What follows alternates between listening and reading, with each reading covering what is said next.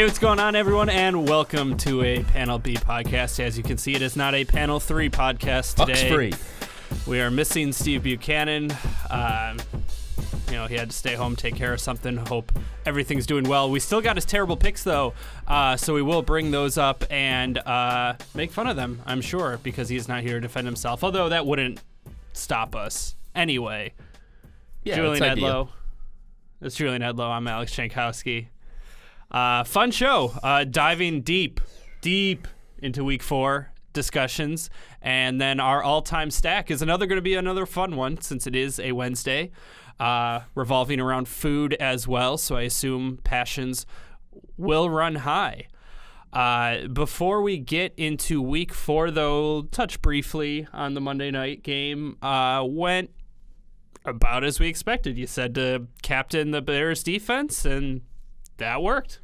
Yeah, it was a pretty typical Bears-Redskins game that you would expect. AKA boring. Washington showed a little bit of life in the second half, and maybe that was also a little bit of the Bears not necessarily being, one of the NFL's elite, and definitely kind of one of those step-down fringe playoff teams, despite the great defense, because that offense holds them back so much. But Washington's defense is terrible and let Mitch Trubisky look good, which he's not good. So that means Washington's defense is really bad, which in turn just means to me what I take out of this is that Daniel Jones, who was already going to be extremely highly owned at a very affordable price after his big game, almost regardless of who he was playing, actually deserves the ownership he's going to get this week because he's at home against this Washington defense that just made Mitch Trubisky look good. So that's kind of my takeaway from that game. And the other thing is the rookie, Terry McLaurin,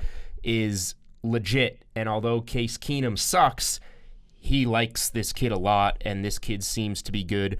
And even when they do make the switch that seems apparent at some point to Dwayne Haskins, they played together at Ohio State, so the chemistry should still be there. This kid should be on the fantasy radar as a legit wide receiver for the rest of the year. He's 4,500 against this terrible Giants secondary in Week 4.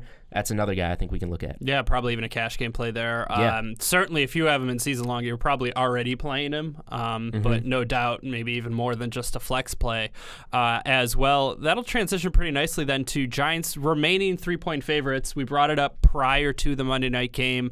That game comes and goes. The Redskins don't really show us anything either way. We knew they were bad defensively, and offensively, you kind of saw what they were. So in a matchup with two terrible defenses, you still like the Giants here -3?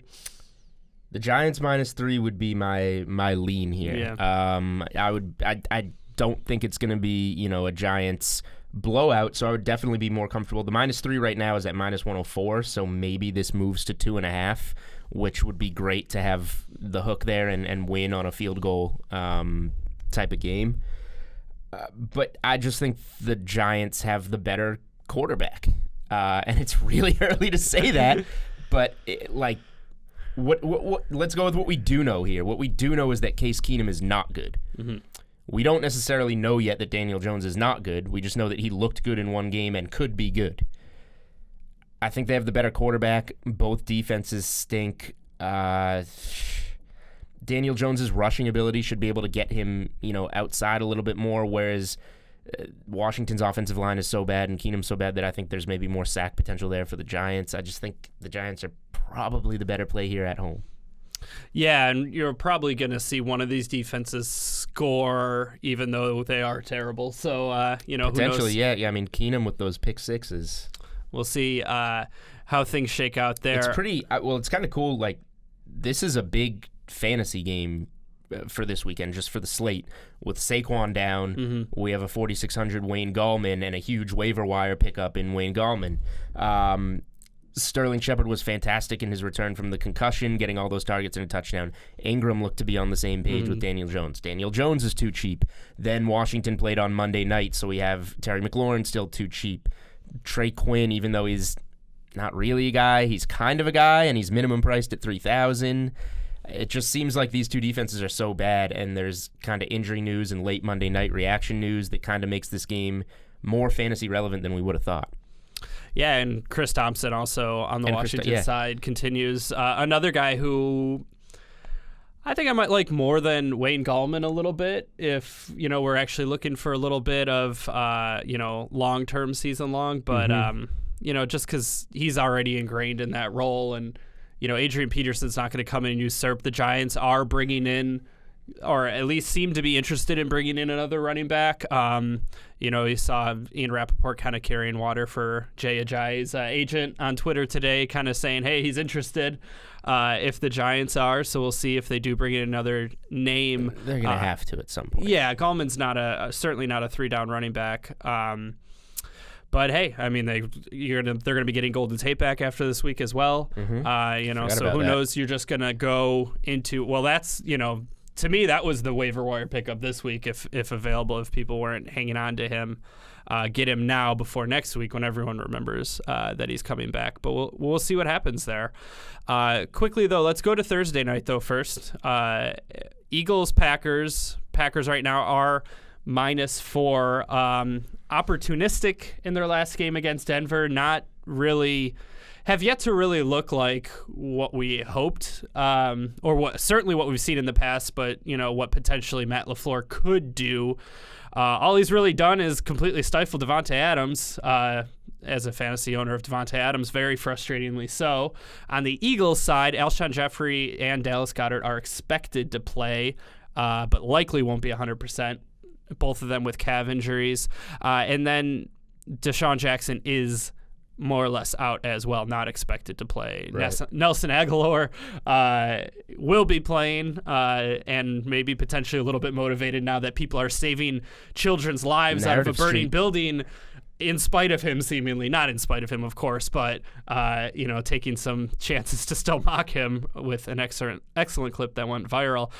So all that to say, Packers at Lambeau, primetime, -4, still Aaron Rodgers.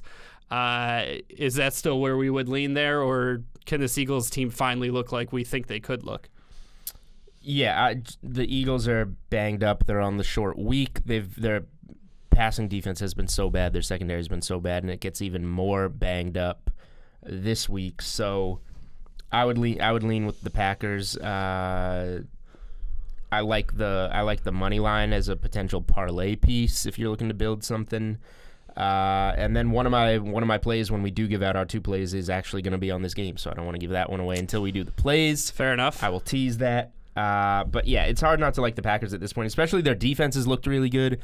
They're at home. They look like a sneaky team while everybody is talking about getting Breeze back and will the Rams get back to the Super Bowl, and obviously the Cowboys. The Packers are just kind of lurking and could very well wind up being 4-0. And looking like a really strong team in the NFC. Well, what frustrates me, though, is as a fantasy player, is that this spread it all out approach is working.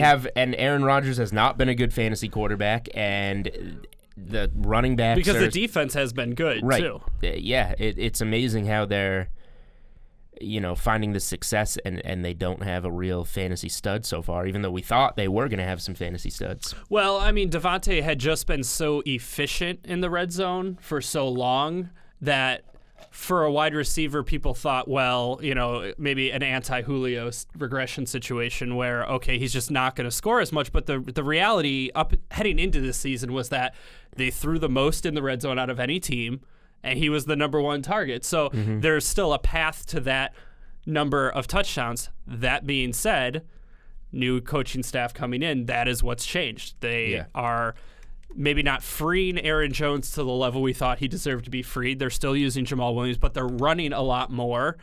And we always wanted to talk about who's the number 2 option in the passing game, be it Valdez-Scantling, be it Allison.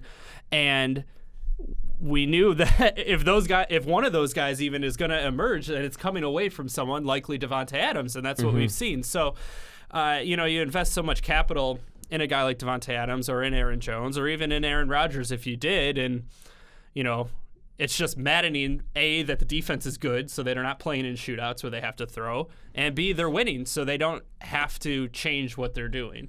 So when you look at the showdown slate, you see the highest priced player is Davante Adams. It's not even a quarterback.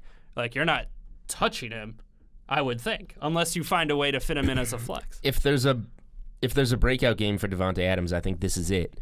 The Eagles have traditionally gotten torched by number one wide receivers. That trend kind of ended with Kenny Golladay last week, but Marvin Jones had a big 2-touchdown game and just kind of filled in the gaps there. So you can make the case for those other two Green Bay receivers to potentially have the big game. But yeah, I think Adams is the safest choice. You just have to pay up for him on that showdown slate, which makes it a little dicier, maybe a little contrarian, but look what Julio Jones did to them on that Sunday night game.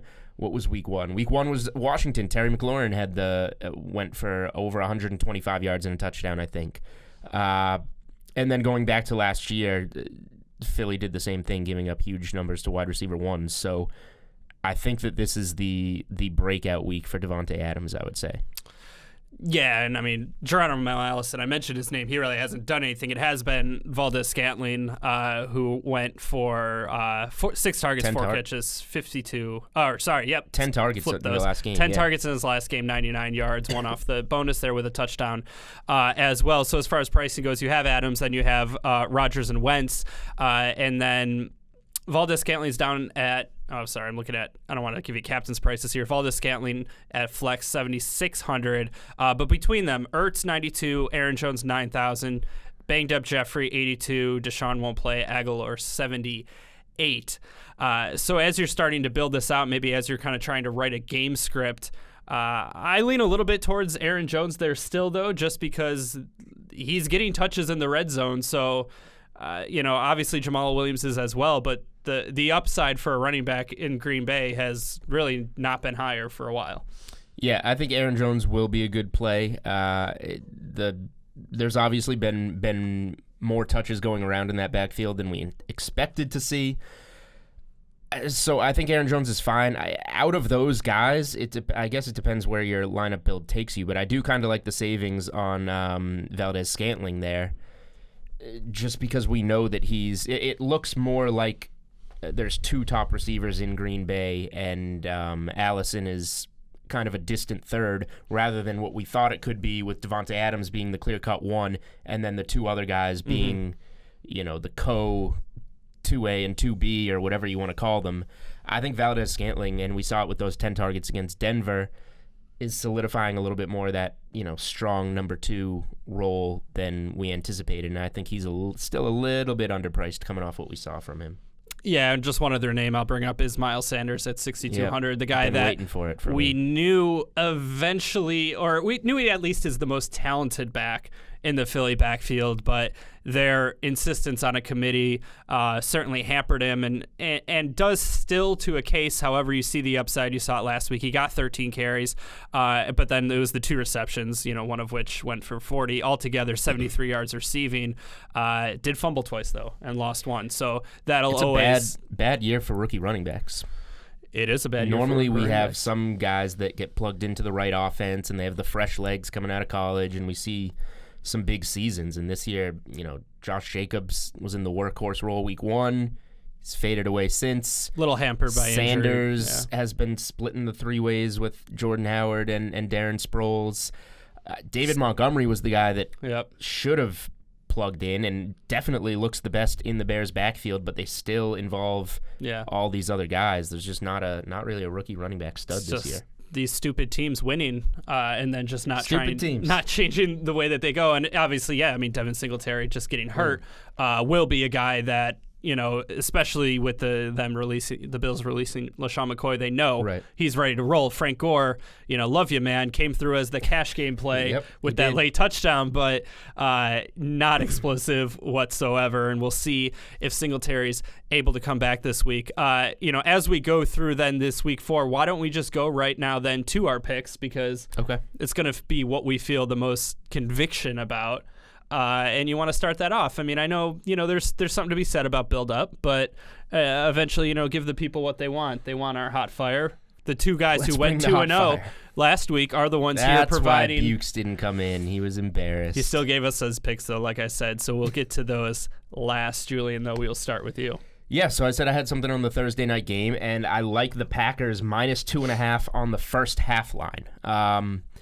I think they're going to win this game. I would assume they're going to cover the 4 in this game, but I feel more comfortable with the first half because of how slow the Eagles have come out of the gate this year. They looked bad coming out of the gate against Detroit and still couldn't come back and win that game, but they went down, bigger earlier in the game and kind of worked their way back. They were seemingly down the majority of the game against the Falcons until they scored the game-winning touchdown that wasn't the game-winning touchdown because Julio Jones took that screen pass to the house.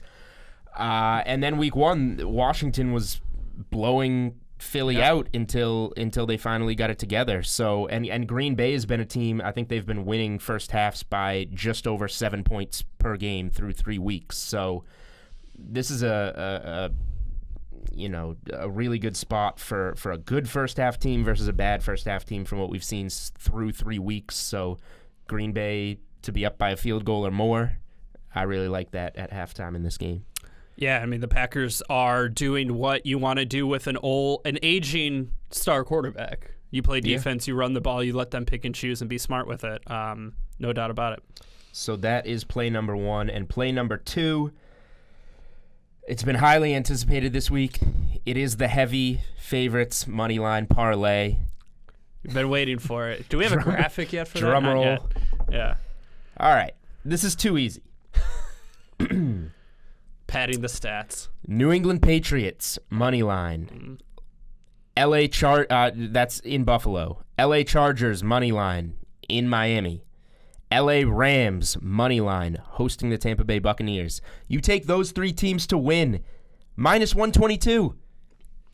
The line on the Green Bay first half spread is worse than that. It's minus 137 right now. You're getting better odds on this 3-team money line parlay than you are on different spreads on DK Sportsbook. Minus 122 is pretty normal juice on a bet. You would prefer minus 110, but close enough.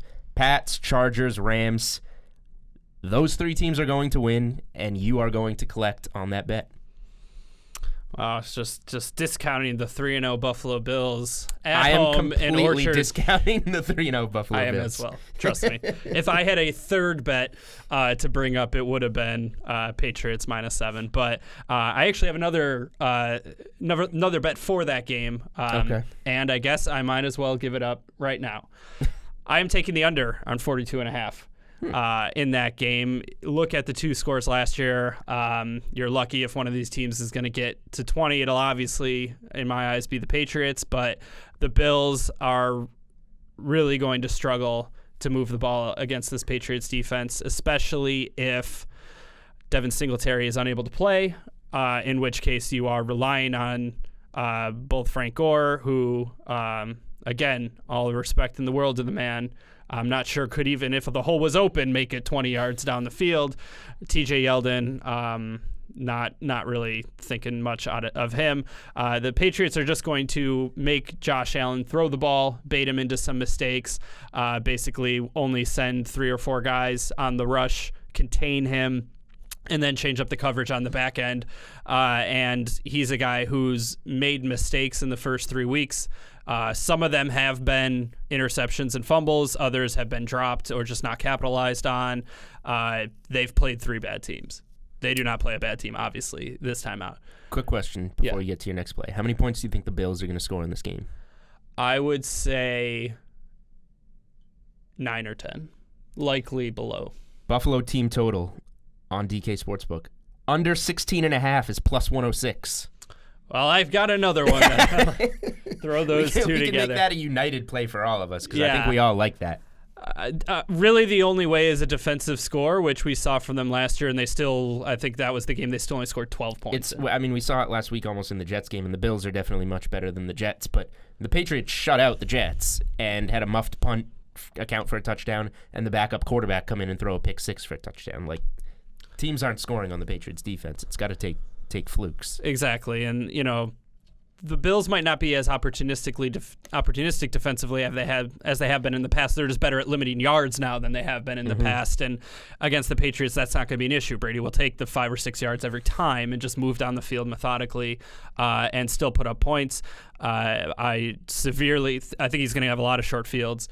Now, this is, of course, not to say I think the Bills are a bad team. You look at their schedule. I very much think they're a playoff team, but this will be clear that they are not in the same camp as the New England Patriots. Like I said, I also like the Patriots -7 because I think this game could get out of hand. However, you factor in everything that's going to be going on in Buffalo, all the rah-rah home field we'll and get stuff, to some of that which later, we will get to later. We'll be tailgating this game with a fun theory. all-time stack to get to later. But so that's my play there. And this one, it took me a little bit of time to come around on, and I don't feel great about it. It is more of a narrative play than anything, but I like the Browns +7. I don't mind that play either. On the road against the Ravens, if only because of, I think talent wins out to a degree in the NFL. And that could be even in spite of coaching, because there have been a lot of coaching mistakes in Cleveland. There have been a lot of penalties in Cleveland. And, this is a game that it's certainly put up or shut up time for them. And I think for the Ravens, that was their game last week. I don't necessarily think the Browns are winning. I'm not taking them +250 here on the money line, but I think this is a game that certainly has the makings of a very close game. If you made me bet this game, I would bet Cleveland +7. I don't know if I'm going to wind up betting Cleveland +7 come Sunday because of what you said. Like, you like to bet on coaches, and Harbaugh's been doing a great job with Baltimore. He was answering at that press conference the other day. There was the clip going around Twitter about how he uses all-star the analytics to decide what to do. That's smart. And then we have the Browns running draw plays on 4th and 9. There's something to be said there about whether or not they knew it was 4th down. And I had the Rams in that game, so I was thrilled. But when I saw that, I was made a mental note, wow, when you're betting on the Browns for the rest of the season, you have to remember that these guys run draw plays on 4th and 9 in the fourth quarter at midfield. I'm not going to forget that when factoring that into games. That is one of the worst calls we've seen in ages. And so the thing about the Ravens, too, their offense is very explosive, and I really like Lamar Jackson, but you look at some of the plays that they made, that his wide receivers made, I would say. You get the NFL Facebook account being and they said Lamar Jackson couldn't throw the ball, and it's the one where he ran around and then threw a jump ball to Willie Snead Willie Snead happened to come down with. All the credit to Willie Snead there on that play. And great catch. They call it a 50-50 ball for a reason, so that goes their way against the Chiefs and their bad defense, and then is that going to go the same way against the Browns defense that I still think is good and certainly can contain Lamar Jackson. And they need to get that secondary healthy. Yeah, and Denzel Ward should be coming back. We'll see if he does, but look, I was not buying into the Cleveland hype this offseason as much as others were, mainly due to the coaching. However, a 7-point spread in an AFC North game just seems way too large for me. I kind of agree. Hey man, I'll take that. That's where we're at right now. I'm never gonna get the 4th and 9 draw play out of my head. And they're riding Nick Chubb now too. You saw he played every running back snap. Love getting the ball in Nick Chubb's hands. Think he's a great player. Not the spot for that unless it's on a 9-yard route. Let's get to Bukes' takes here. I don't know. Do we want I try to be Bukes and give my reasoning, and you can give him however you want. The Atlanta Falcons. He likes the Atlanta Falcons -4, and here, how can you say we saw what the Titans did? They look terrible.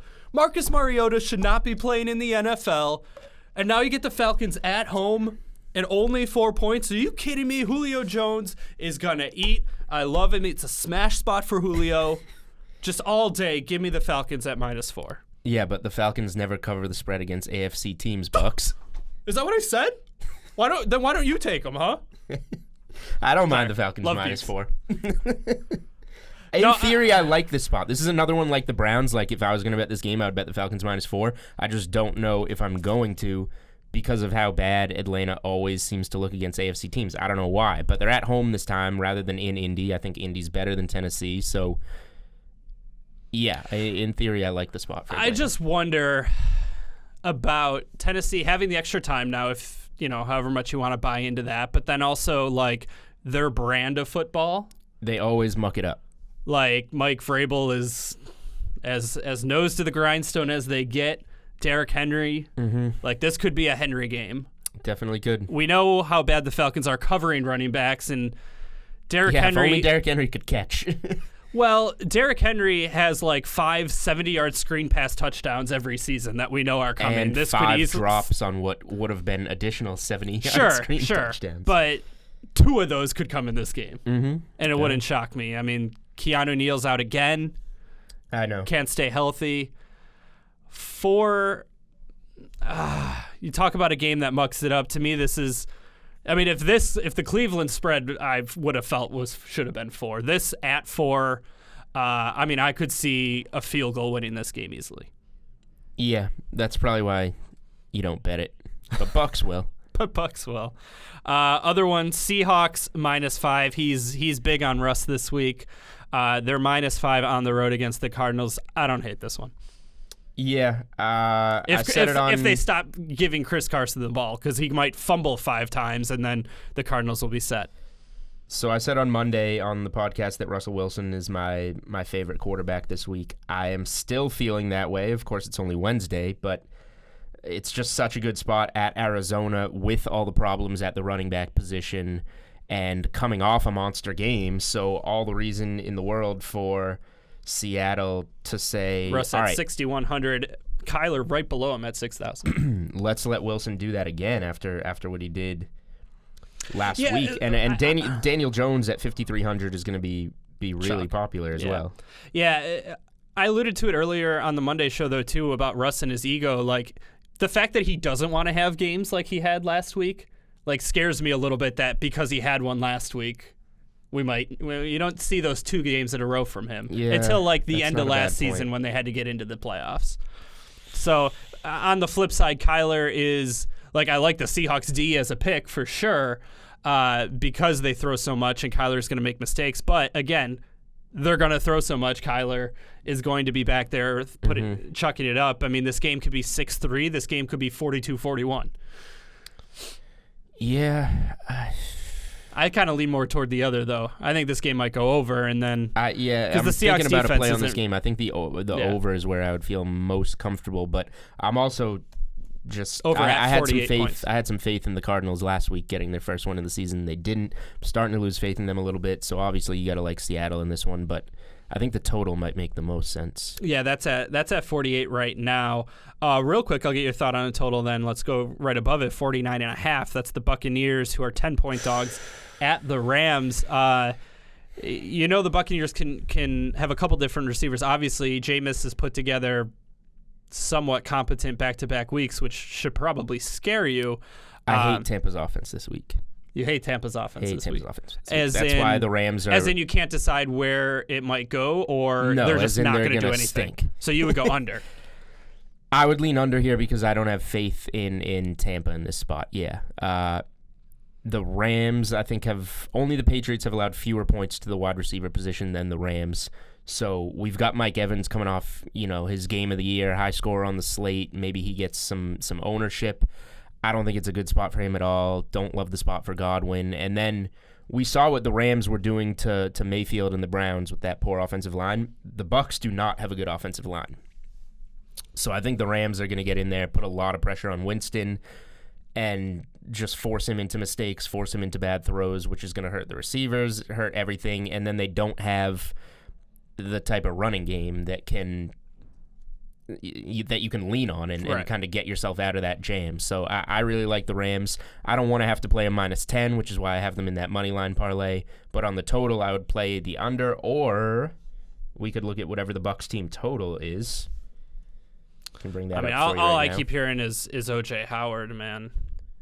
Oh, wow. So Bucs are 19.5. That actually makes sense because the spread is so large. So a 19.5 team total is low in a 49.5 point game total. So maybe the game total. Maybe the Rams don't run away with it. Tampa's defense has been a little better than usual this year. So yeah, I think under 49.5 would be the better play. All right, real quick before we get to our all-time stack. Obviously, though, got to mention odds and lines. They are subject to change. Please see website for actual odds. If you or someone you know has a gambling problem and would like help, please call 1-800-GAMBLER. Just to stay on hashtag brand here, we got to talk about the Dolphins line and spread. That's at 16 right now. Chargers, they put up all the yardage in the world, never can actually score points, never seem to win when games are close. This game shouldn't be close, but here we are. Another heavy money line parlay favorite, obviously. In terms of how to bet these games, the Dolphins obviously haven't covered a spread this season, so I don't know how you can bet on them until they do. So the lean here would be Chargers minus 16. I don't see why not. Why not? Eckler's going to want to show out before Gordon comes back. Yeah, true. Justin Jackson as well, potentially his last time, being a sleeper. We'll have to see. All right. And that's all window dressing. Well, just the last thing on it, because we always talk about the Miami team total. Yeah. They've scored 16 points this season. Their team total, yet again, is set at 13.5. The under is minus 109. Are the Dolphins going to score? Doesn't look terrible. Their guy, but it doesn't matter because the receivers are so bad and the line is so bad. Like it's just everything. Are they going to score 14 points? Probably not. I don't know, man. If there's any team, this is a spot. If there's any team they're supposed to just destroy them, and then you're going to find yourself in an overtime game or like needing a field goal at the end to win it, like the Chargers, man. I don't know. They've had to do that against good teams this year. I think the Chargers coming off a last possession Houston loss, a last possession Detroit loss. They're going to come in here and say, all right, let's just kill these guys and get out of here. I get it. All the three teams they've faced are actually not terrible. Like the Colts are pretty good. The Lions, for whatever reason, continue to do their thing. But man, you can't. It's history at some point. But that is all window dressing, folks. We have now arrived at the best segment. That is the all-time stack. And because it's Wednesday, we're not talking about teams or players. We're having some fun. So Bukes, again, he sent in his picks, so we'll berate them without him here to defend himself. But the all-time stack, tailgating, food, in particular, myself being from Buffalo, Julian being from the Commonwealth of Massachusetts, Bills Patriots. You might have heard the Bills tailgate scene is kind of fun, a little rowdy. We're focusing primarily on food and beverage, but of course, the flex is the flex for a reason. You can use it on whatever you want. Whatever you want. So you get a drink, a protein, a snack, and then a flex. What are you bringing to this Bills-Patriots tailgate, which we might end up doing if it's compelling enough. It's not a far drive on the 90 down to Buffalo. Bring the DK Live cameras. Make it a business trip. No cameras will be used. Only grainy cell phone footage. All right, is this me? Am I starting? You're up, this? man. Okay. The drink is pretty obvious for me. We're going tailgating. It's light beers. Can have whatever light beers you want. Don't need them to be heavy. We're going to be obviously putting a lot of protein and snacks into our system. So this was a shift because when initially this was just going to be like while you're watching football. So for me it was similarly it was like, Shipyard Pumpkinhead, like I need a beer that maybe it's not too heavy because I do have a long day of watching football, but I still want it to taste good. Here it's like you got a finite window before the game starts. Yeah, you need efficiency. I'm a big IPA guy. If I was watching on my couch, maybe I would just have 2 or 3 IPAs. But if I'm going into Buffalo to tailgate, I'm bringing a 36-pack of light beers and carrying it around on my shoulder. If you're going to there is only one light beer, but we'll get to that later. Well, no free ads. Wow. Sounds like Jankowski's going to give one. I hit a lot of brand names on mine. Got to stay true. So protein, I would pick buffalo wings here, but I was so confident that Janko is bringing buffalo wings that I faded them in favor of ribs. A reminder, folks, of course, is that they're just called wings. They're not buffalo wings. They're just wings. Okay, wings. Well, Steve's bringing wings. That's... Yeah, we'll get to that later. We'll get there. All right. So I'm bringing ribs. Get some barbecue in there. Gotta have some good barbecue sauce with it, but I'm sure we'll find that somewhere at the tailgate. So yeah, we're bringing ribs for protein. Snack has been controversial. Slate's told me this is not a snack, but it's at least an appetizer or something shareable that you take out of a pot, and that is chili. Chili is football food. It comes in something big, and then you serve yourself. Let me just take a little snack on this chili here. You serve yourself a little bit. Nobody has chili for a meal. It's like an appetizer. You're like, oh, I'll have the chili. Chili for a meal all the time, man. I'll have the bread bowl. I'll have a bowl of chili and the ribs. It's It's going to spend the entire game in line at the bathroom, but yeah, it'll be a little fun. All right. None of this stuff matters, though. What really matters, you can keep the rest of the stuff. Well, actually, I need the beers, but my flex is In fact, no food would actually help those light beers do their job. We really only need a ton of beers to use my flex, which is the Buffalo Tailgating Starter Kit. In this kit, you get a foldable table, a helmet, a blowtorch, and a fire extinguisher. We're going to set up the table, light it on fire, body slam each other through it. I assume somebody could come out of this on fire, so the fire extinguisher is part of the pack. The extinguisher itself was in my flex for a while. I went off it because I knew I knew this was where it was going. Fortunately for you, the extinguisher is part of this kit. So yeah, we're gonna have a great time with that. See, that's not true Buffalo, because the true Buffalo, the extinguisher are your friends and family who stomp on you. I thought about not putting it in the kit with their winter boots on, because the unfortunate thing is it's going to be like 80 degrees. This is not Buffalo football weather. You need to be tailgating shirtless in sub 30 degree temperatures, in which case the fire is warmth. It is helping. Yeah. It is a calming blaze. But yeah, no, that's all very much on brand. I think that would be a good start to a tailgate. Let's run through mine real quick. A drink, it'll be Blue Light, because again, there's I'm staying hashtag brand here. At least we have plenty of light beers. We'll have no shortage of water beers. My protein is chicken wing dip, not actual wings, because again, give me Tostito scoops. Like, I'm not trying to make a mess here. So I can't believe we don't have buffalo wings. I have to save some of my civility here. I will go chicken wing dip. And it's a big lot. Just walk around, make some friends. Not you, because you'll obviously be wearing your friggin' Brady jersey. Stealing somebody's wings. I'm walking up to them and asking for wings. And if they say no, I'm going to take my blowtorch out. Sorry. Because they're going to know. They're going to know this kid from Mass. And then my snack, I kept it easy. Cheez-Its, again, not like chili. Like you could just grab from the pile straight out of the bag. Maybe you just dip the ribs in the chili. You can do whatever you want. The surface area, all right. Wait, are these pork ribs? Are these spare ribs? I'd say, some classic baby back ribs. Got some ossobuco going on here? Some classic baby back ribs. All right, fair enough. Last but not least, my flex. Yeah, Bill Zuba's pants. Like, again, I had them at home, should have brought them in. But bringing the Zubaz. Zubaz, man. Look them up. They're from the 90s. Zubaz. Maybe we can, in post, bring up a photo of them. If you look them up, they're about as 90s as it gets. They're very comfortable pants. I'm going to be eating a lot. Okay, yeah. I'm going to be eating a lot. I'm potentially going through a table. It's good tearaway clothing because it's likely going on fire. So I wasn't thinking about clothes. I felt like we could just wear whatever we wanted. But you wanted to mention them. It's tailgating done right. All right. Speaking of, this was a terrible transition because we're going to talk about tailgating gone wrong. We will bring up Steve's here. First off, beverage, rum and cola.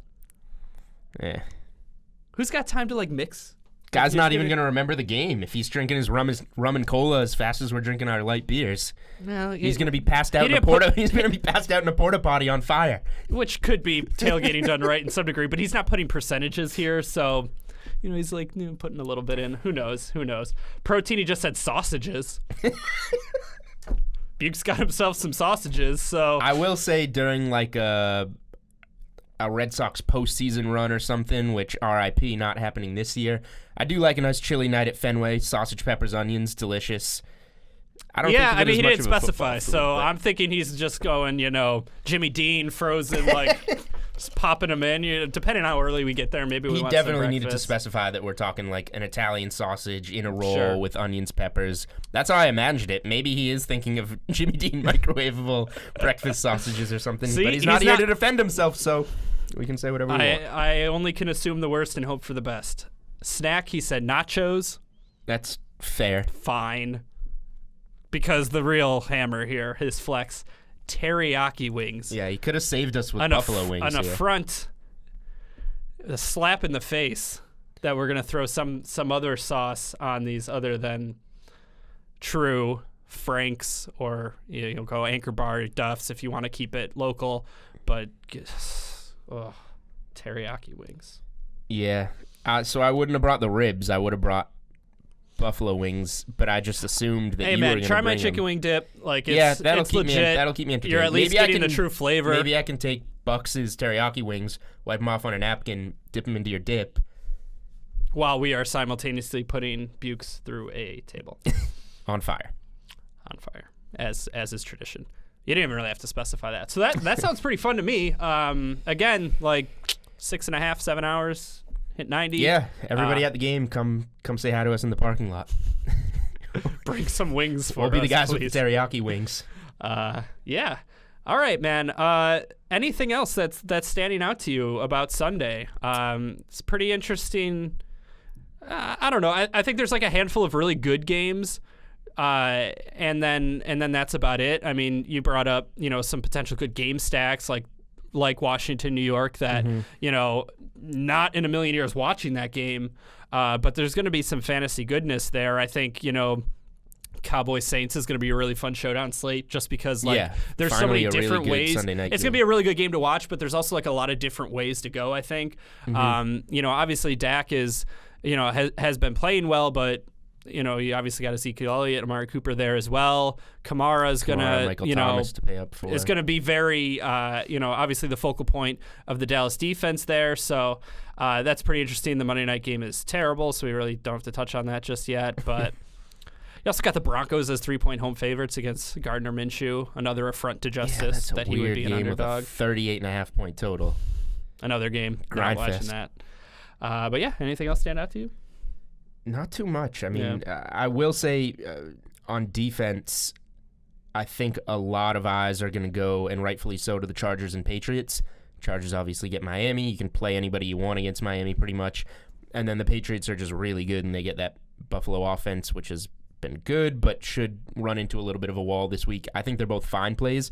I think the Rams will get overlooked just below them at 3,500 at home against Tampa. And like we talked about, I just think a lot of sacks, a lot of turnovers there, the potential for a defensive touchdown. I think the Rams could get overlooked and are a good small saving spot if you need a few $100 to get a guy you like, or just a pivot off of the top two defenses. Sounds good to me. All right, fellas. So that's going to do it. We hope our pal Steve Buchanan is able to join us again on Monday to defend. He's going to be so mad. Yes, he'll. Oh, well. Probably because we also did bring up Andrew Kashner. There it is. For Julian Edlow, I'm Alex Jankowski. Surprised nobody brought Andrew Kashner in their flex to tailgate with us. He would look. He's got the Buffalo look. Yeah. He's got the Buffalo look and hope. There we go. I mean, that's Bill's colors. They need hope in this game against the New England Patriots. So I think that maybe is like the super flex. Like, that's the free space, is that. All right, so that's going to do it for the Panel B podcast. For Julian Edlow, I'm Alex Jankowski, and we'll see you next time.